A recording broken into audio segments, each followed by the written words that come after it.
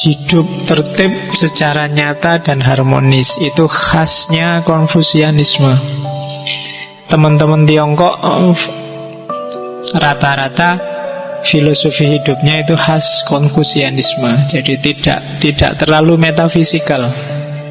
Yang agak aneh-aneh metafisik itu yang minggu lalu, yang Taoisme. Jadi kalau nonton film ada vampir, ada jimat, itu biasanya dari sisi Taoisme. Kalau Konfusianisme enggak. Jadi mikir dunia yang konkret.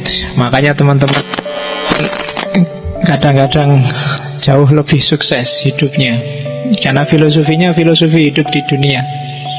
Kaya-kaya, nggak kayak orang Islam, orang Jawa, orang pribumi.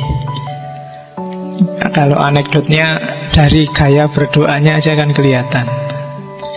Kalau kita kan berdoanya pasrah, cuma nunggu minta, nunggu dikasih. Kalau orang sana nggak cuma minta, tapi dipaksa, digoyang. Kalau doa kan gitu, wah ya Allah, ayo sampai rontok rezekinya.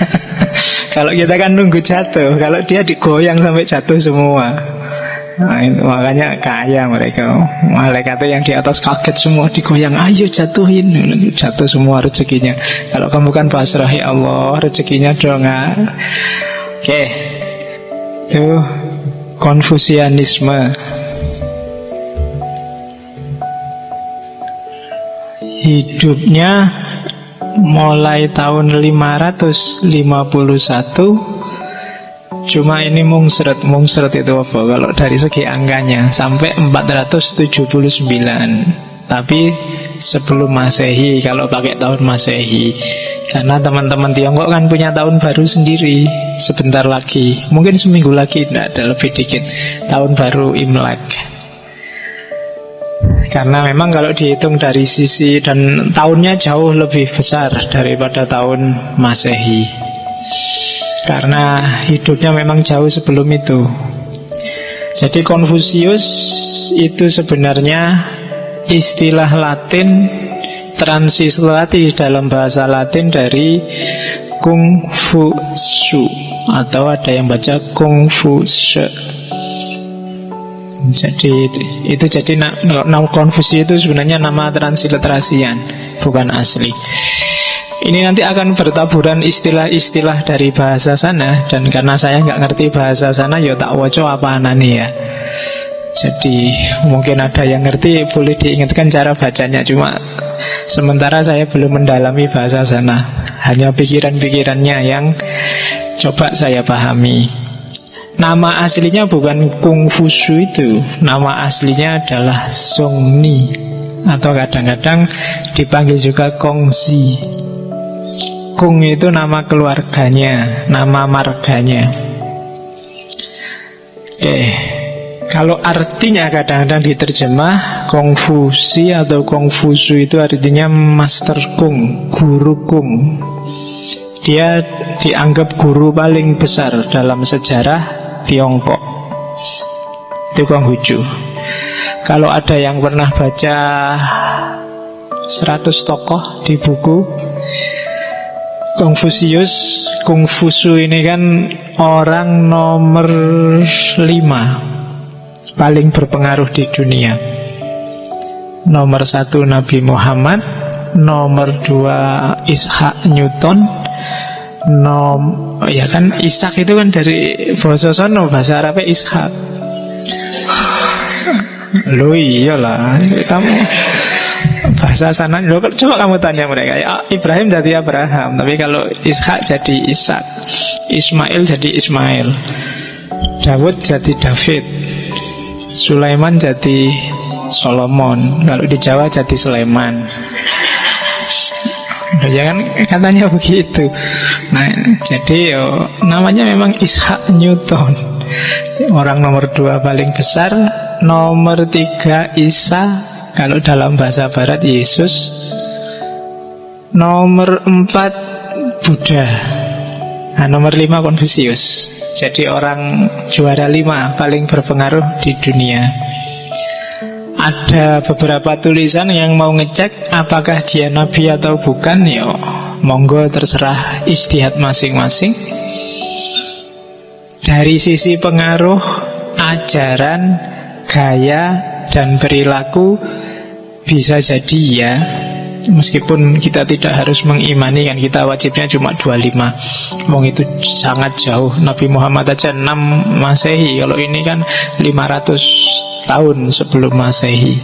Dan kita tidak tahu ciri apa-apa era-era itu. Sokrates saja kan kita masih bingung. Dia nabi beneran apa enggak? Jadi Konghucu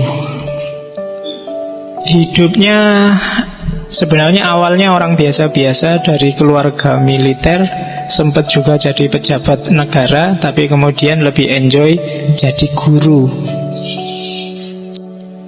Apalagi dari biografinya yang menarik, lancar-lancar saja. Selain kekecewaan-kekecewaannya terhadap perang, kekacauan sosial, chaos yang terjadi di saat dia hidup, kebijaksanaannya luar biasa. Kalau ada waktu carilah cerita-cerita hidupnya Konfusius, itu banyak.